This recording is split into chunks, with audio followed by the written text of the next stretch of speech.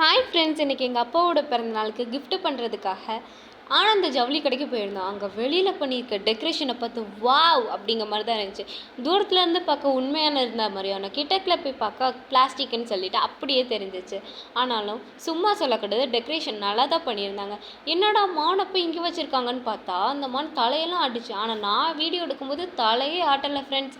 உள்ளே போய் பார்த்தா கல்யாணம் நடந்துகிட்டு இருக்கு. யாருக்கிட்ட நடக்குதுன்னு பார்த்தா முகூர்த்த நாளுக்கு இப்போயே கல்யாணத்துக்கு டெக்கரேஷன் பண்ணி வச்சுட்டாங்க. அம்மி முதற்கொண்டு ரியலாக இருக்க மாதிரியே இருக்குது பார்த்தீங்களா. பார்த்தா அவ்வளோ வகையான பழங்கள். நான் கூட ஒரிஜினல்னு நினச்சேன், ஆனால் உண்மை இல்லை ஃப்ரெண்ட்ஸ்.